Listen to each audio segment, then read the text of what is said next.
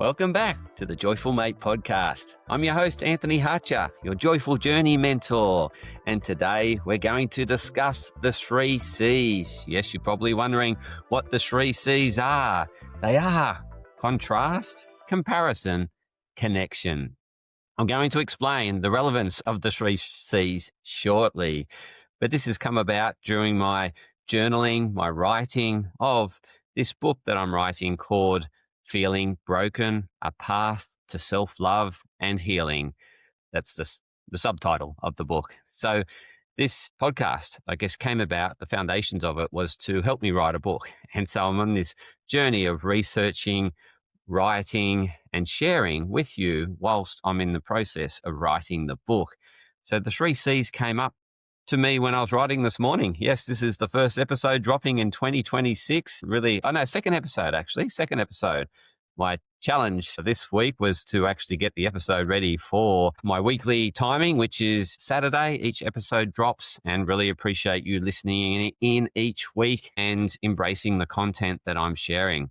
So what I'm writing, or what I'm sharing with you today, yes, I am writing about it as well, is we perceive life through contrast. So we're constantly perceiving. Anything we perceive is through a contrast. For example, if we're in a completely black room, we can't see. If we're in a completely white room, we cannot see. How we see is the contrast. And this is why when it's not great contrast, you have trouble reading the writing, for example. So when I put on these blue light blocking glasses at night, the contrast isn't there, the clarity is not there, and I actually stop reading. I can't read. And so we cannot perceive without contrast. And so we're constantly in this understanding of the world through contrast. And that leads me to the next one is comparison. So contrast then leads us to compare in order to relate. Okay. So we perceiving everything through contrast, and then we're taking that information and trying to relate it to something that you understand or I understand, right? Because that's how we see the world. And so we perceive it, and then we seek to interpret what we're perceiving. And that is through comparison, through your past experiences, through your understanding of the world. And so we're constantly doing this compare and contrast in order to better relate to the person in front of you that you're chatting to, or better relate to the world you're observing in order to ultimately connect. So that is the 3 C's, is we perceive life through contrast, we relate through comparison, and this purpose of all of this is ultimately connection. Right? So it's contrast, comparison, connection.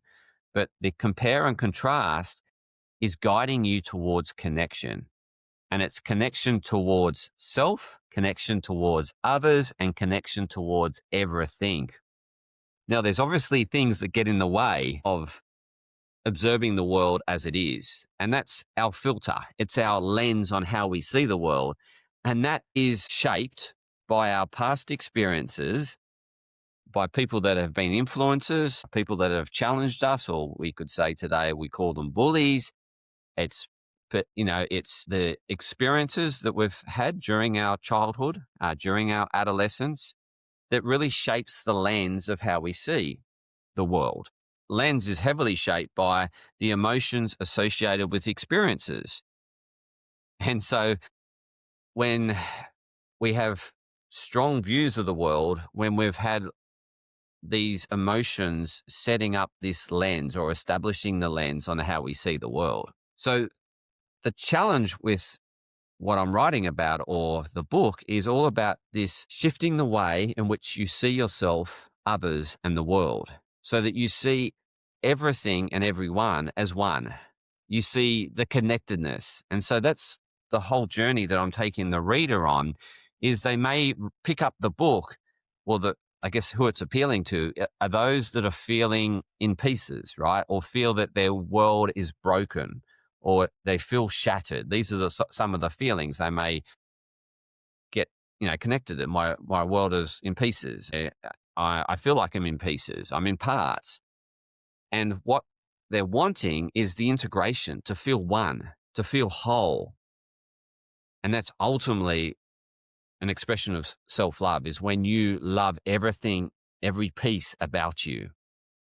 You start to feel more connection with others when you can relate to them through yourself, but you now love yourself, and so therefore you love them. Where we disconnect is where we see something in others that we haven't loved in ourselves, that we've disowned, and therefore we look to blame them, or they make us feel unsettled. But it's a reminder that there's something within us that hasn't been loved when we see this thing in someone else that we don't like, right? And so the book is all about helping relationships, relationship with self, relationship with others, and relationship with everything.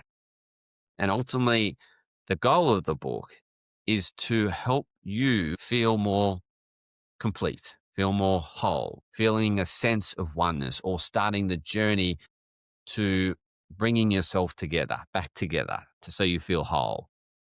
And how this, I guess, what happens with this filter that makes us feel so disconnected is that we've judged past experiences. We've said this experience is bad, this experience is good. And that creates a disconnect where every experience is whole and complete. It's got good and bad integrated together. What happens is we look at one side of the event or the experience or the person and judge that side and say, this is them, or this is the experience. In actual fact, it's everything. And this is what drives us to disconnection, is when we see the world as shattered, when we see people as broken, when in actual fact, it's a reflection of ourselves on how we see the world. And so this is the journey that I'm really going to dig deep into this year, 2026, and aim to complete the book in 2026. That's the goal. Hold me accountable to completing the book in 2026. But I'm taking you along the journey with the podcast. And so get back to what causes disconnection. It's judgment. It's labels. So it's identifying with labels. It's judging something as good or bad or evil, or what's the opposite to evil? Heavenly? I'm not sure. Godly? I'm not sure. But anyway, so it's not seeing that everything is all of it. Everything is everything. And that's an interesting concept. But there's wholeness to everything. That everything's complete. It's just when we judge it, we split it, we separate it, and we don't see the wholeness. And so the book is a journey to you putting together the pieces to understand how to better feel at one in your body. And then when you're at one in your body, then you're at one with everyone and everything. So that's the goal of the book, is to help you start that journey to bring the integration of pieces back together so that you feel whole, you feel loved, you feel complete. There's nothing missing. So I'll start to articulate this over the coming weeks in more detail. I just wanted to share an outline because it's 2026 and I'm deep into the writing exercise. I'm starting to pull together the thinking that I've been doing over the last couple of years, or since launching the podcast. Actually, the podcast is just over a year old. So we've done the anniversary, recorded over 60 episodes or somewhere around that, and getting closer to completing this book. Would love your feedback on anything that I'm not clearly explaining so that I can better articulate that in the book and I can better articulate that on the podcast. Because ultimately, I want this to be relatable, because if it's relatable, then you're going to understand it and then put the pieces together. Whereas if it's unrelatable, then that creates a disconnection. Anything that we don't relate to causes disconnection, and we can only relate through comparing and contrasting, which can cause disconnection if we judge it, right?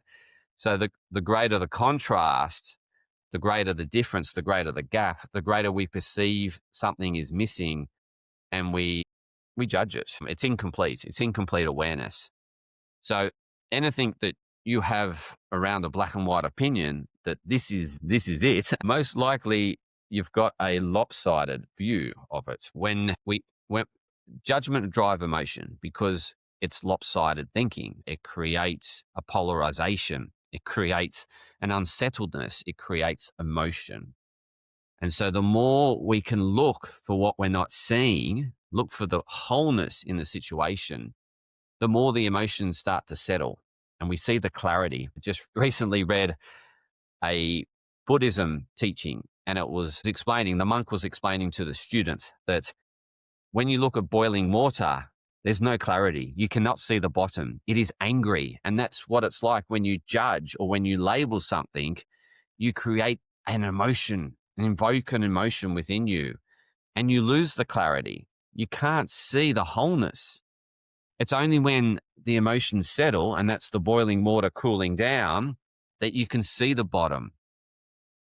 We see the bottom when our emotions, or we see the wholeness when our emotions are settled. So this is why more reflection, more mindfulness is really helpful in this process of seeing the wholeness, is because whilst we're agitated, whilst we're unsettled, we can't see the wholeness. There's no clarity. We have this sense connection with one side that we're unable to break because of the emotional bond. So we need to calm down that emotion, break those emotional bonds, and that will happen when you start to look at what you're not seeing, the other side. And I've explained this on previous episodes, that if you think something's all good, then that's lopsided thinking, and you're blinded to the downside. You're blinded to the not so good side. And that's when you'll make silly financial decisions. That's when you'll make silly relationship decisions, when you think something is all good.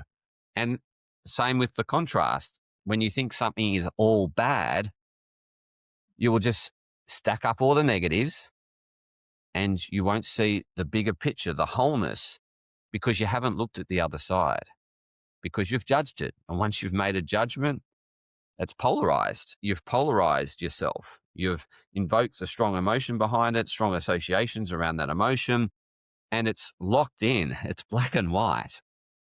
And so we cannot grow when we're stuck with all this black and white thinking, when we're stuck with all these labels, when we're stuck with all this judgment. We cannot get out from a helicopter view and look down and see the bigger picture when we've labeled and created all these layers around the onion. And some of it can be protective factors where you're just not ready to go there and you're not ready to see the whole picture. That is fine, but that work will need to happen at some stage. And it's best not to develop so much protection that you cannot, for the life of you, ever see the wholeness in the situation. That's ideally not the way to go about it. And again, everyone does this at their own pace, and some may never see the wholeness in any situation, or in some situations experienced. Simply, it's hard to explain. I mean, it's something they choose not to, and that's them. I guess this is helping those that want to fully heal or want to feel complete love or go on that journey.